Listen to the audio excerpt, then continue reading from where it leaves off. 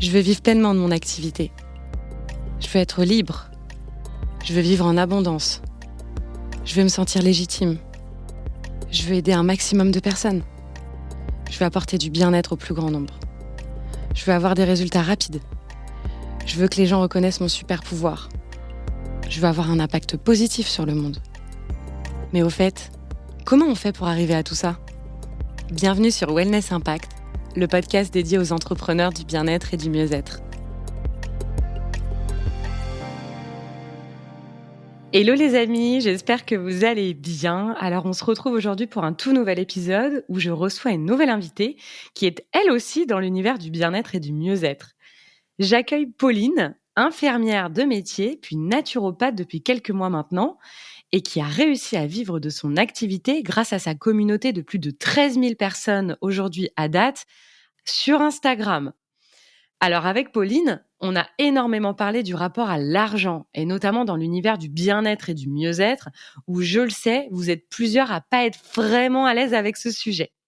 Vous allez voir que la conversation tourne un peu en coaching live, où j'ai essayé de donner un maximum de conseils à Pauline pour s'en sortir avec ce fichu rapport à l'argent qui peut nous bloquer d'ailleurs, parfois pour aller plus loin dans son activité.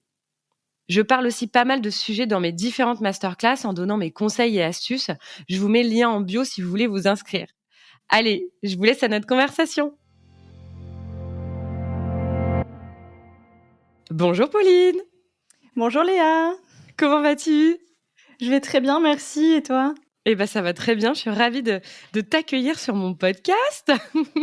Je crois que c'est pas une première pour toi en plus. Alors c'est juste la deuxième fois, donc je suis pas non plus une grande habituée, mais. T'avais été sur lequel ? Alors j'avais été sur le podcast Rayonner de Cécilia Cheslin, qui est coach business aussi. D'accord. Et vous aviez parlé de quoi ?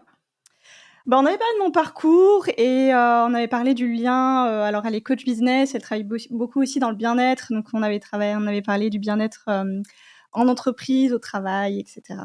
D'accord, ok, bah super. En tout cas, je suis super contente de t'avoir aujourd'hui. J'aimerais bien d'abord, avant qu'on parle d'un sujet un peu fâcheux pour certains, qui est le rapport à l'argent et à apporter du bien-être aux personnes, qui sont souvent deux notions, et on en a déjà parlé à plusieurs reprises, Pauline, qui sont parfois compliquées d'associer. Moi, j'aimerais bien que tu te présentes. Oui, bien sûr. Alors moi, du coup, je m'appelle Pauline. Je suis normalement infirmière de formation. J'ai exercé pendant 4 ans dans plein de milieux différents, à l'hôpital, en maison de retraite, et j'ai décidé de me reconvertir. Donc je suis devenue naturopathe. Je me suis formée pendant 2 ans, et j'exerce aujourd'hui depuis avril de l'année dernière, donc presque 1 an. Et j'accompagne plus spécifiquement les personnes qui ont des troubles digestifs chroniques. Mon idée, en fait, c'est de les aider à comprendre ce qui fonctionne pas réellement bien dans leur corps, pourquoi ça fonctionne pas bien et surtout, comment y remédier en adaptant un petit peu leur hygiène de vie pour qu'elles puissent, retrouver un confort digestif, mais un confort dans toute leur vie de manière générale. Ça peut être quoi, par exemple, comme trouble ? Alors j'ai beaucoup de personnes qui ont le fameux côlon irritable, qui est un petit peu le syndrome fourre-tout qu'on a aujourd'hui. Des problèmes d'estomac avec des reflux d'estomac, et cetera. J'ai parfois aussi des personnes qui ont des maladies inflammatoires de l'intestin, comme la maladie de Crohn ou la rectocolite hémorragique. Mais j'ai majoritairement quand même des côlons irritables ou ce genre de syndrome. D'accord, ok. Et alors, qu'est-ce qui t'a amené jusqu'à la naturopathie ? Parce que, bon, par déduction, je me dis que tu étais déjà dans le soin par ta vie d'avant, mais qu'est-ce qui t'a vraiment, véritablement attiré vers la naturopathie ? Ça s'est fait comment ? Ouais, en fait, depuis toujours, j'ai toujours été passionnée par la médecine, par le fonctionnement du corps humain. J'ai toujours bien aimé comprendre vraiment un peu tous les mécanismes. Donc je me suis un petit peu logiquement au départ orientée vers le métier d'infirmière. Mais j'avoue que de par mon caractère, moi je suis quelqu'un d'assez introverti, d'assez vite, facilement, on va dire en tout cas, stressé. Et donc ça, c'était un travail qui me procurait toujours énormément de stress. J'étais très, très anxieuse tout le temps. Donc je me rendais bien compte que c'était peut-être pas, la meilleure approche pour moi, même si, j'adorais quand même, le rapport avec les patients et ce que je faisais. Et donc petit à petit, j'ai commencé à m'intéresser un petit peu à d'autres visions. J'ai commencé d'abord par, l'Ayurveda. En fait, j'ai commencé à faire du yoga et puis, de fil en aiguille, par le yoga, je me suis intéressée à la médecine traditionnelle indienne, qui est donc l'Ayurveda. Ça a été un premier pied, pour moi dans la médecine un peu plus naturelle, on va dire. Et puis, ben, en écoutant des podcasts, je suis tombée sur, une interview, d'une naturopathe, métier que je ne connaissais, absolument pas, à l'époque. Et en fait, en l'écoutant parler, en l'écoutant raconter ce qu'elle faisait, le but de son métier, j'ai trouvé ça génial parce que je trouvais que c'était justement une vision qui était un petit peu plus ouverte que la médecine, classique, que ce que moi je faisais. Dans le sens où on allait chercher beaucoup plus loin que juste le petit symptôme. Par exemple, dans moi, ce que je fais, dans le mal de ventre, on va aller chercher beaucoup plus loin. Est-ce qu'il y a pas quelque chose d'autre qui remonte dans l'hygiène de vie, dans l'alimentation, dans le rapport au stress, dans le sommeil? Et je trouvais que ça englobait, plein d'aspects et c'est ça qui m'a poussée à me reconvertir, plutôt dans la naturopathie et à changer, un petit peu de voie. En fait, c'est très holistique, c'est ça que tu dis, c'est que c'est le corps et l'esprit. Oui, c'est ça, c'est ça. On s'intéresse pas uniquement, à un aspect finalement de la vie, mais à tous les aspects. Je fais beaucoup de psychologie aussi, du coup. On travaille autant sur le rapport, émotionnel, le rapport au stress, le sommeil, l'alimentation. On peut jouer sur plein d'aspects, en tout cas tout ce qui va rentrer en compte dans notre vie et qui peut à un moment donné, quand ça dysfonctionne, venir perturber, même sur le plan, physique en fait. OK. Alors, on va parler un petit peu d'entrepreneuriat. Comment, avant de te lancer, qu'est-ce que tu avais imaginé, en fait? À quoi ressemblerait ta vie de naturopathe? Alors avant de me lancer, moi j'avais tout de suite imaginé la liberté, comme pas mal de monde je pense. Pouvoir un petit peu gérer, ma vie comme j'avais envie de la gérer, mes horaires de travail, l'intensité avec laquelle je travaille, le temps de travail, le rapport avec ma vie personnelle puisque quand on est infirmière, autant dire que, on n'a pas vraiment beaucoup de jours de repos ou en tout cas on est tellement fatigué, enfin c'était mon cas en tout cas, que je profitais pas réellement de mes jours de repos donc je me voyais dans un environnement beaucoup plus cool, beaucoup plus zen, et beaucoup plus libre. Je me voyais aussi beaucoup plus voyager parce que j'ai une grande passion pour le voyage et j'ai très envie de voyager, de découvrir plein d'autres choses et voilà et comme je savais que j'allais travailler à distance, pour moi c'était quelque chose qui allait être rendu, beaucoup plus facile aussi. Après quelques mois maintenant d'installation, qu'est-ce qui s'est passé? Alors je pense que ça a été beaucoup plus compliqué que ce que je l'avais, imaginé, notamment pour trouver mon organisation parce qu'avant ça j'avais jamais été dans l'entrepreneuriat. J'ai toujours été dans le salariat avec un cadre bien précis, et finalement je me rends compte que c'est plus compliqué que ce qu'on peut imaginer, de se poser un cadre soi-même, soit qui soit pas trop strict, mais qui soit pas non plus trop «lâche» entre guillemets et du coup complètement désorganisé. Donc je suis encore un peu en train de tâtonner, j'avoue et de chercher un petit peu mon organisation, et ce qui me correspond, vraiment, à moi, en fait.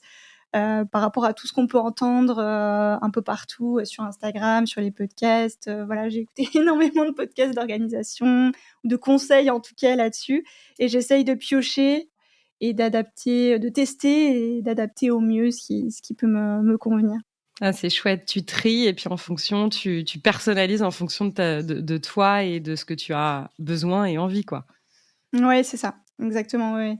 J'essaye de vraiment, ouais, j'essaie de me trouver une organisation qui me correspond, mais j'avoue que c'est compliqué, honnêtement. Parce qu'on a envie d'être productif, on a envie d'avancer, parfois, en tout cas moi, j'ai envie ça d'avancer plus vite que, ce que le temps me permet de faire. On est tous pareils, je te rassure. Ou je te rassure pas, d'ailleurs. Non. Si, ça rassure un peu quand même, ça rassure un peu quand même.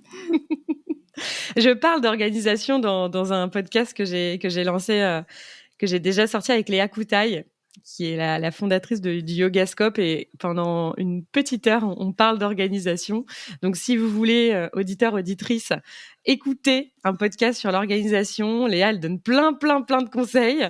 Effectivement, Pauline, je te rejoins. L'organisation, c'est un chantier naval, mais c'est ce qui fait qu'on arrive à être efficient, efficace, aussi avoir du chiffre d'affaires, pouvoir vivre de son activité et être épanoui, quoi.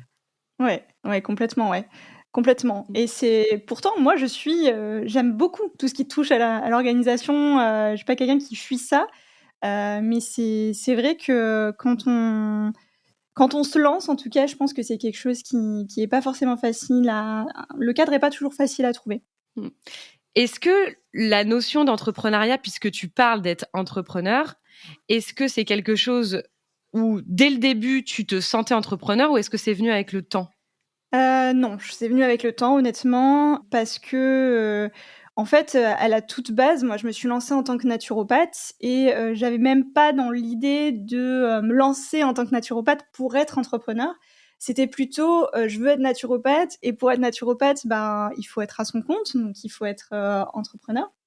En tout cas, c'était la vision que j'avais envie d'avoir. J'avais pas forcément aujourd'hui, c'est quand même assez compliqué de travailler autrement qu'à son compte en tant que naturopathe. Et donc c'est venu quand même, bien après, une fois que j'ai commencé ma formation, que je commençais un petit peu à réfléchir à ce que j'allais vouloir faire, mettre en place et cetera, où j'ai commencé à écouter pas mal justement de podcasts, business ou à suivre plusieurs comptes business sur Instagram ou ce genre de choses et c'est une notion du coup qui arrive un peu plus tard, ouais. Mmh, ouais, c'est clair. Et alors, on va parler d'une autre notion qui est le rapport à Mmh. l'argent. Je sais que tu as beaucoup de choses à nous dire sur le sujet. Quel est toi ton rapport avec le fait de gagner sa vie tout en apportant du bien-être aux autres?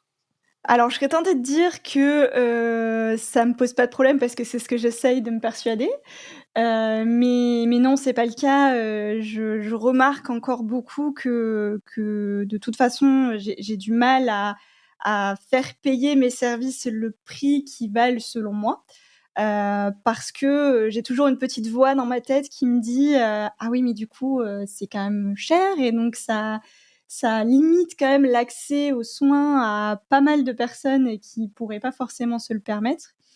Donc c'est un peu un travail sur lequel, je suis en train de cheminer un petit peu, petit à petit pour essayer de me sortir de ce mindset-là. Mais c'est pas forcément, mon point fort, on va dire, oui.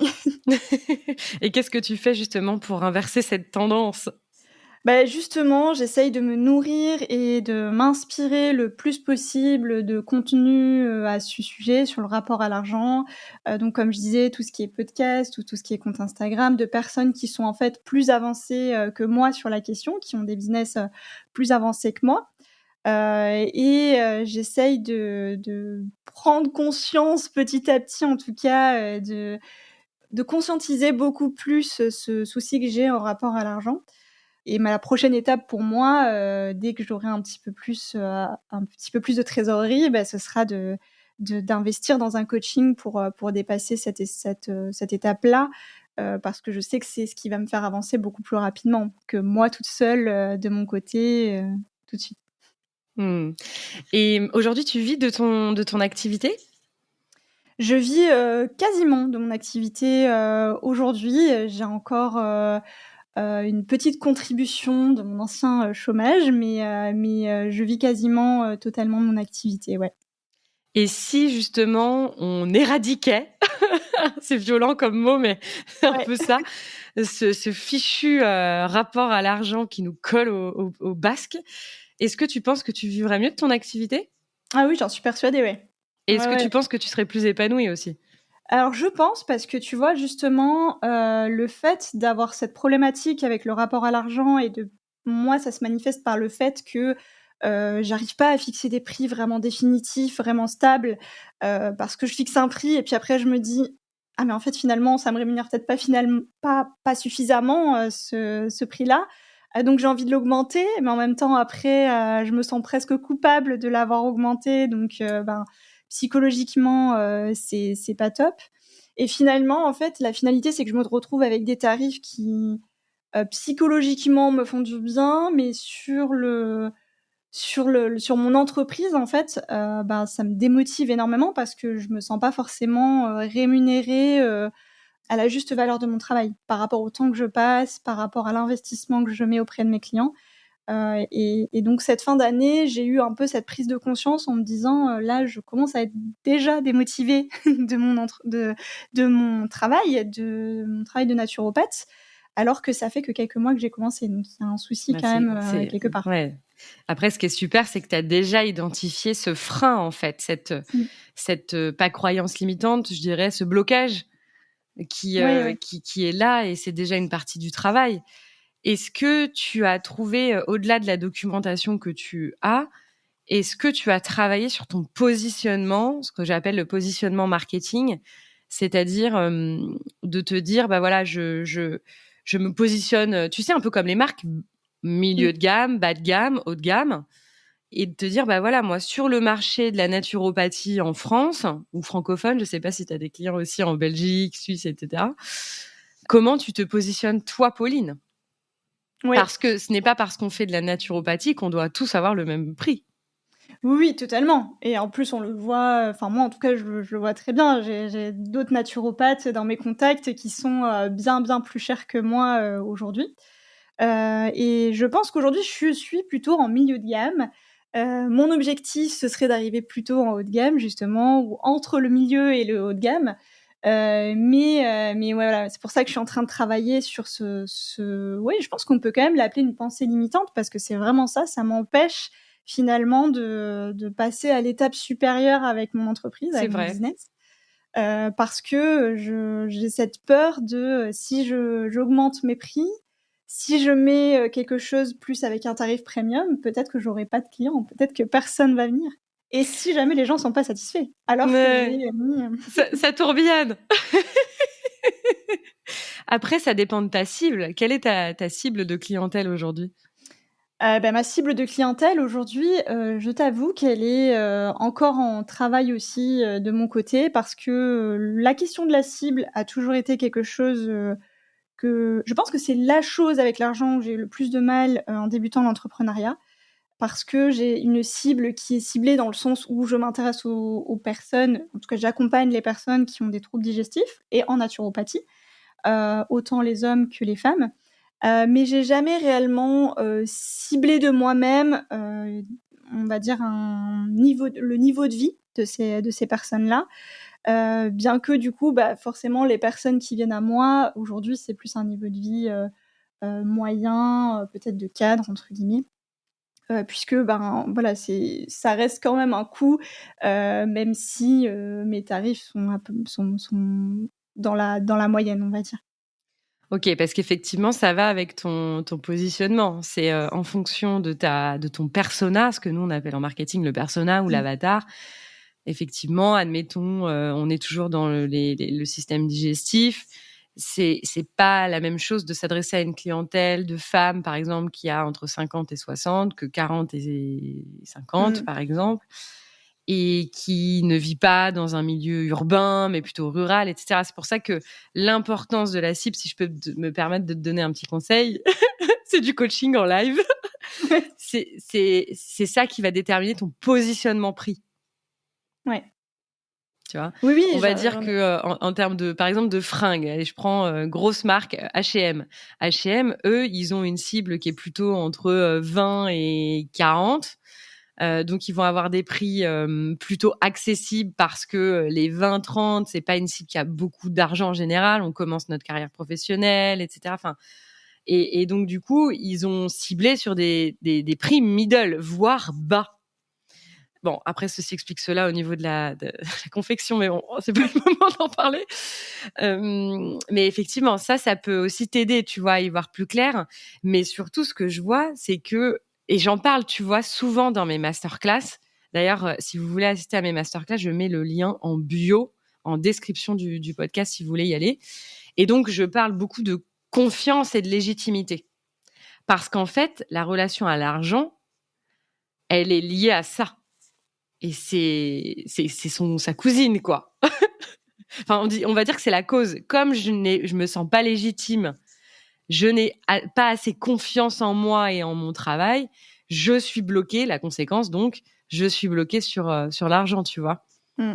Oui, oui, ouais, je suis totalement, totalement d'accord avec ça et oui, il y a aussi un petit syndrome de l'imposteur, qui Aussi. pointe le bout de son nez, en lien avec cette peur de fixer des tarifs, plus hauts, en tout cas.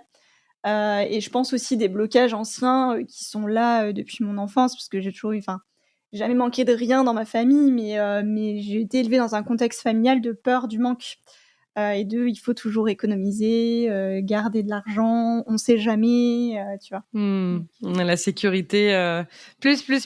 Bah oui, parce que tout ça, ça dépend forcément de nos ancrages, de notre éducation, de notre expérience de vie. C'est clair. Et d'ailleurs, ça me fait penser à la phrase «Connais-toi toi-même». C'est en se connaissant qu'on va prendre confiance, qu'on va se sentir moins imposteur, plus légitime et d'accepter aussi, je dirais. ouais. D'accepter que, OK, c'est pas encore OK, donc je vais continuer de travailler là-dessus. Je vais potentiellement me faire accompagner si j'en ai besoin aussi. Il y a tellement aujourd'hui de personnes qui accompagnent sur ce sujet qui sont vraiment géniaux ou seuls, de manière introspective et effectivement, c'est en se connaissant qu'on se libère aussi de ces peurs-là et qu'on avance. Enfin, en tout cas, moi, c'est un peu le conseil que je donne à nos praticiens et à nos coachs. Oui, ouais, totalement, ouais. Oui et c'est vrai qu'on peut faire pas mal de travail introspectif, tu vois? Je pense de son côté, comme ce que je fais en ce moment, par, toutes les informations qu'on a un peu partout maintenant, gratuitement.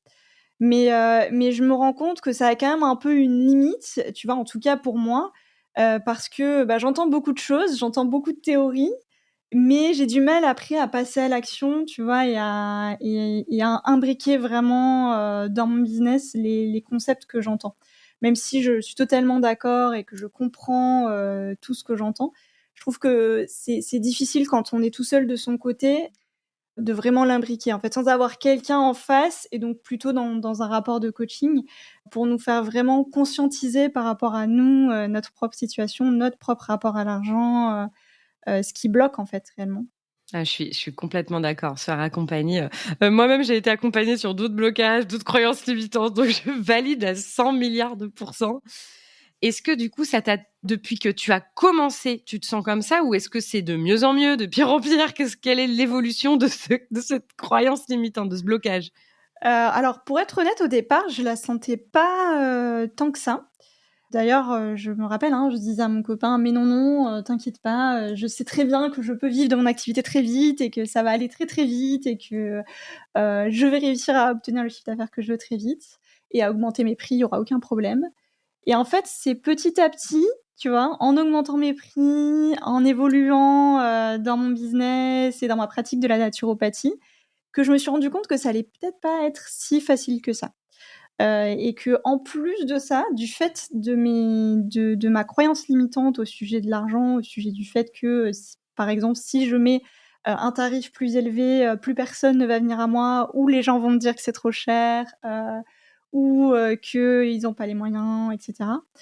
Beh, je me rends compte qu'en fait, j'attire finalement des gens qui ont aussi ce mindset-là par rapport à Ah bah l'argent complètement, qui, complètement!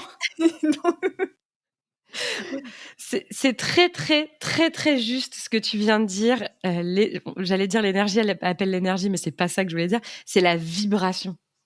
mmh, La vibration, plus tu vas, toi, te dire: «Ah non, mais attends, j'assume pas du tout, là, c'est trop cher» et cetera. Tu vas attirer des pinces ou en tout cas des personnes qui pourront pas se permettre d'avoir, de faire appel à tes services et c'est pas grave parce que finalement, ils iront voir une autre personne qui peut-être leur conviendra mieux d'ailleurs dans l'échange et ce sera OK pour eux, ce sera OK pour le praticien ou la praticienne, d'avoir ce rapport-là en termes de séance et surtout en termes d'euros dépensés, de prix. Mais c'est clair que c'est lié à la vibration que tu renvoies Et ça me fait penser à un truc, je sais pas si tu dois connaître aussi. Tu sais, il y a des tas de masterclass payantes, de mastermind, de programmes en ligne, de coaching, etc. Il y en a énormément aujourd'hui, ce qui est pas forcément une mauvaise chose. Disons qu'il y a énormément d'offres. Et je voulais aussi parler de quelque chose. Je pense que tu as déjà vu qu'il y avait énormément de mastermind en ligne, de programmes. Il y en a énormément aujourd'hui. D'ailleurs, tu le disais juste avant. Et parfois qui sont même à 10 000 euros, 15 000 euros, etc. Alors, l'idée, c'est pas de juger le prix qu'ils mettent. C'est simplement qu'il y a des personnes qui vont vers ce type de prestations et qui, a priori, ne peuvent pas se le payer. Mmh. Donc, est-ce que c'est Ouais. plutôt une question de je peux pas parce que j'ai pas les moyens dans mon portefeuille, ou est-ce que je suis pas prête à y aller parce que c'est pas assez aligné, c'est pas assez ancré en moi d'aller dépenser. Bon, là, je parle d'un mastermind à 15 000 euros, mais ce serait pareil pour une séance à 80 euros, par exemple. Et donc, je me donne les moyens de mes ambitions, de ma vie rêvée, etc. Et donc, je bouge. Donc, je vais faire un prêt, je vais demander à mes proches. Enfin, je me débrouille pour trouver des sous, quoi. Ouais. Oui, oui, totalement et je pense aussi que c'est le travail qu'il y a aussi derrière tout ça, c'est, la valeur qu'on voit dans un mastermind ou dans un accompagnement et ce qu'on va pouvoir en retirer. À partir du moment, je pense, où on voit une énorme valeur ajoutée dans un programme, dans un accompagnement, c'est beaucoup plus facile, de se dire: «OK, je sais que c'est une somme pour moi, mais je sais qu'au final, ça va m'apporter quelque chose et je vais en ressortir grandi et je vais en ressortir avec, plein de nouvelles, compétences pour moi. C'est beaucoup plus facile d'investir dans ce cas-là que juste dans un programme, par exemple, avec, juste le détail de ce qu'il va y avoir dans le programme et quelque chose qui sera peut-être un petit peu moins, palpable ou un petit peu moins convaincant, tu vois? Et j'essaye de travailler sur ça aussi, dans mes propres accompagnements maintenant. Ouais, c'est l'épreuve sociale aussi dont tu parles. C'est quels sont les avis, les témoignages. N'hésite pas aussi à demander. On est en coaching en live, en fait. C'est trop cool. N'hésite pas aussi à demander des avis à tes clients, mais aussi à tes proches, pour que tu aies une perception de, OK, c'est quoi mon travail? Quelle est l'image que les gens en ont, qui va te permettre aussi de te donner de la confiance, quoi. Ouais. Ouais, ouais, oui, ça c'est quelque chose que je fais aussi, déjà depuis le début. J'essaie alors je l'avais laissé tomber depuis un petit moment, j'avoue, je le faisais plus systématiquement et maintenant, systématiquement, dans mes mails de compte rendu, je mets aussi le lien, de ma page Google pour récupérer des avis. Et c'est vrai que même psychologiquement, ça fait toujours du bien de se dire que, bah, les gens sont satisfaits de ton travail. Ça rebooste quand même un petit peu en termes d'estime de soi et je pense que ça aide aussi, même si ça aide à trouver des clients, ça c'est sûr. Mais ça aide aussi, à voilà, avoir une bonne estime de soi et à dépasser certains blocages, je pense. Non, mais carrément, carrément. Bon, alors, je vais refermer un petit peu le chapitre de la relation à l'argent et au bien-être, mieux-être. Même si, bon, j'ouvre une autre parenthèse. Tu trouves ça normal de faire payer tes services? Oui, oui, oui, oui, oui, totalement et surtout aujourd'hui, tu vois, je prends encore plus la je me rends encore plus compte de l'importance de, bah, justement de faire payer ces tarifs, ces services et de les faire payer au juste prix pour nous. Parce que comme je te disais, tu vois, en fin d'année, je me suis retrouvée complètement démotivée, j'avais plus envie, je prenais plus autant de plaisir à faire mes consultations, à faire mes accompagnements parce que j'avais pas l'impression derrière d'avoir un retour et la qualité de vie que j'aurais espéré avoir, grâce à cette reconversion-là, même si bien sûr j'adore ce que je fais et il y a pas que l'argent, et qui rentre en ligne de compte. Mais je trouve que c'est important aussi, effectivement, ben, d'être rémunéré pour son travail et pour le temps qu'on passe, auprès des gens. C'est ce qui va nous permettre d'être, je trouve aussi, encore plus disponible et encore plus motivé pour aider nos clients. Ah ouais, carrément, carrément. Et puis pour le coup, c'est ce qui va te permettre, de manger aussi. Oui, voilà, accessoirement aussi, oui. Mais merci beaucoup pour, ta sincérité et ce que tu ressens, parce que je sais que c'est énormément partagé par les entrepreneurs du bien-être et du mieux-être. C'est très compliqué d'allier passion, mission de vie avec argent, même si en fait, on en rêve tous de vivre d'un métier qui nous fait vibrer, quoi. C'est quand même ça le paradoxe. C'est qu'on rêve de ça, mais pour le coup, on se bloque. C'est Ouais. ah non, j'ai pas le droit, quoi. C'est pas s'autoriser le bonheur, limite, quoi. Ouais, oui, oui, totalement et puis surtout dans un monde aujourd'hui, enfin, si je prends par exemple, mon exemple, dans la naturopathie, donc qui est dans la santé, où tout est un petit peu sur un plateau, tout est remboursé, on n'a jamais trop à investir pour sa santé. Donc c'est parfois un peu compliqué de faire comprendre aux gens que, oui, parfois il faut investir quand même un petit peu pour aller creuser un peu plus loin, pour comprendre un peu plus, pour avoir, d'autres pistes, d'autres visions. Il y a des gens qui le comprennent très bien et il y en a d'autres pour qui c'est un peu plus compliqué. Et après, ce que j'entends aussi, c'est que tu t'imaginais pas forcément les choses de cette manière, mais ça fait même pas 1 an que t'es lancée. Ouais. Tu vois? Donc, Ouais, ouais. patience et maître de sûreté. Ouais, c'est exactement ça, mais tu sais, c'est aussi ce truc des réseaux sociaux où tu vois plein de gens réussir, super bien, tu pas forcément, bien entendu, tu vois pas les à côté, tu vois juste la réussite, et du coup, tu as envie d'arriver à ce stade-là, vite. Donc du coup, tu mets plein de choses en place et pas toujours dans le bon sens, pas toujours, dans la bonne Posément. organisation. Posément, exactement, ouais. Bah oui, parce que Instagram, j'en parle aussi, c'est la comparaison aux autres.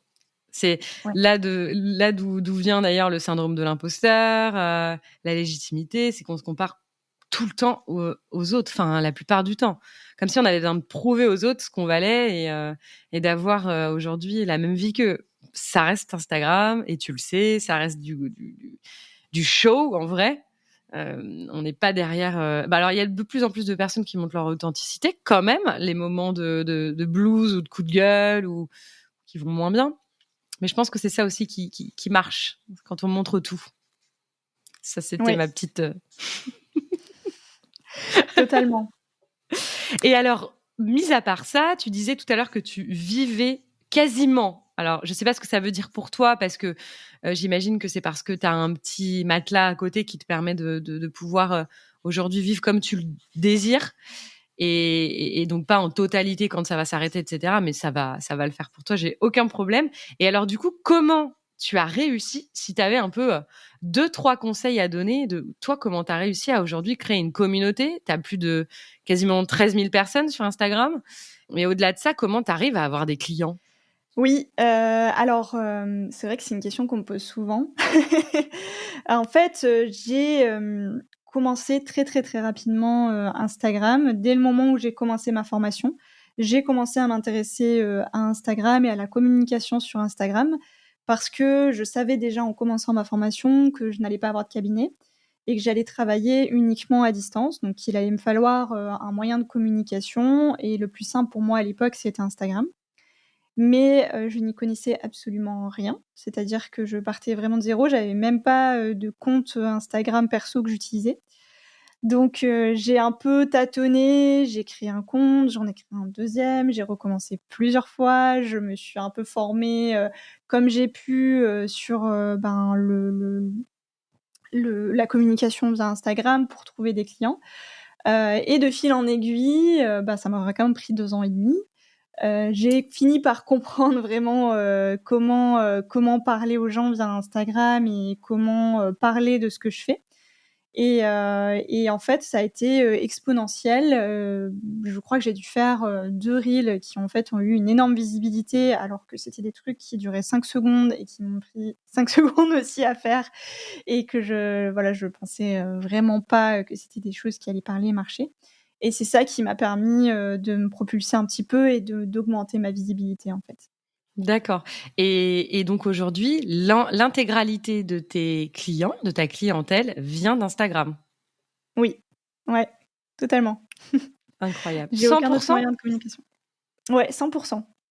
Donc tu t'es focus sur ce canal de communication qui est Instagram. Ouais, totalement. J'ai aucun autre moyen de communication.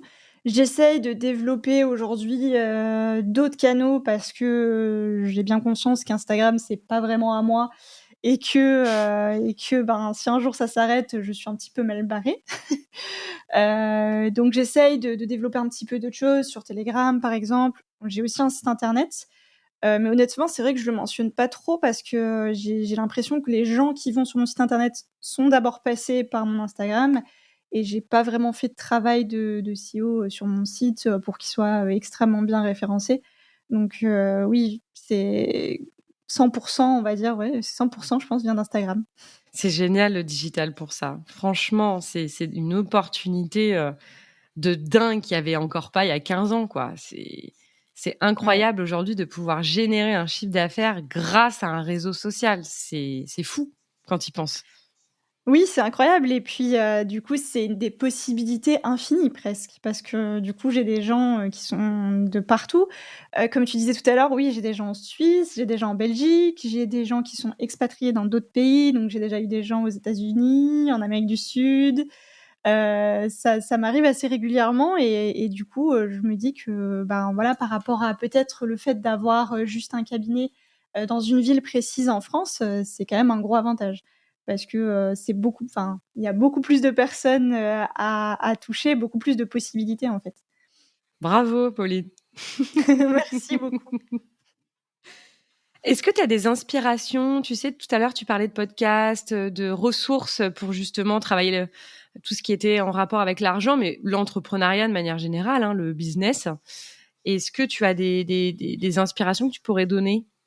Oui, alors pour tout ce qui est business, alors ça va être un petit peu aussi en lien, avec le bien-être, puisque c'est un peu le domaine dans lequel je suis. Mais j'aime beaucoup, je me suis beaucoup inspirée, au départ de Anne-Claire Méret, qui Mmh. était, naturopathe et qui est maintenant, coach business, que je suis sur Instagram depuis très longtemps et j'aimais beaucoup ce qu'elle partageait. Je trouvais ça très inspirant.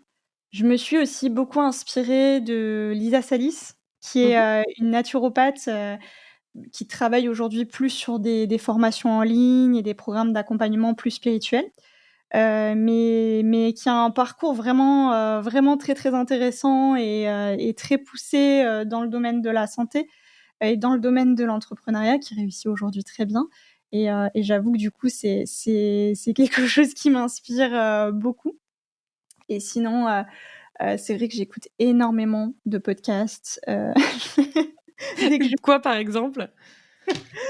alors j'écoute beaucoup le podcast, j'aime beaucoup le podcast d'Aline, de The Bee Boost, Mmh. qui s'appelle Je peux pas, j'ai business. Ou bien j'écoute aussi pas mal, le podcast de Mylène Faure, Révèle-toi et pendant un temps, il en fait plus beaucoup maintenant, mais j'aimais énormément, les podcasts d'Alex Viseo, Les Entrepoteurs, Génial. pour tout ce qui est, business. Je pense que c'est les 3 que j'écoute le plus, il y en a plein d'autres. Honnêtement, j'ai une bibliothèque de podcasts, énorme et je switch un petit peu à chaque fois et je pense que c'est un des moyens par lequel j'ai le plus appris, honnêtement. Parce que je lis pas réellement, de livres business, mais j'écoute beaucoup. Depuis qu'il y a les podcasts, on lit moins de bouquins, hein. Bah, ouais, franchement, oui et puis, du coup, je trouve que les podcasts, c'est souvent plus concret. C'est directement, tu as directement le focus sur une information, sur un sujet et c'est toujours, je trouve que c'est plus facile d'apprendre comme ça et de stocker, l'information, enfin, en tout cas pour moi, même si j'aime beaucoup lire. Et puis quand tu as des interviews, des partages d'expériences, c'est toujours hyper inspirant. Comme quoi, l'importance des inspirations, c'est primordial. On a tous cette espèce de hotte avec les personnes qui nous inspirent et qui nous donnent envie qui nous donnent des idées, qui nous donnent du courage parfois, de l'énergie. C'est clair. Donc, merci beaucoup pour nous avoir partagé les tiennes. Bah, avec plaisir et j'espère que ça pourra inspirer d'autres personnes. Et je pense que, le plus important, en fait, finalement, de ce que je me rends compte, c'est quand même de fixer, des tarifs avec lesquels on est à l'aise sur le moment, sans forcément pour autant se brader. Mais je pense que si on n'est pas à l'aise avec un tarif qu'on fixe et qu'on aimerait être à l'aise avec ce tarif-là, on aimerait mettre en place ce tarif-là, mais on n'est pas 100 à l'aise, pour l'instant avec, c'est un peu comme tu disais, ça se ressent énergétiquement, par rapport à nos clients et ça va être beaucoup, beaucoup plus dur, du coup de vendre nos services et de trouver des clients, en fait, tout simplement. Donc dans un premier temps, je dirais oui, être à l'aise avec son tarif et ensuite, se faire accompagner, pour être de plus en plus à l'aise avec le rapport à l'argent et pouvoir, voilà, croître dans son business, de plus en plus vite et de mieux en mieux. Très bon conseil. Très, très bon conseil que je partage et que d'ailleurs je donne. Donc, merci Pauline. Merci beaucoup pour tout ce que tu nous as transmis, donné. Où est-ce qu'on peut te retrouver du coup sur Instagram? Ah sur Instagram, c'est très simple, c'est Pauline-naturopathie. Trop bien. Merci beaucoup d'avoir été avec moi sur cet épisode et puis je te dis à très bientôt. Oui, merci beaucoup de m'avoir accueillie Léa, à très bientôt. Ciao! Salut! Merci d'avoir écouté cet épisode. J'espère qu'il saura t'aider et t'éclairer. N'hésite pas à le diffuser à un maximum de personnes. Et n'oublie pas de t'abonner sur mon compte Instagram léa.misspoulet. À bientôt!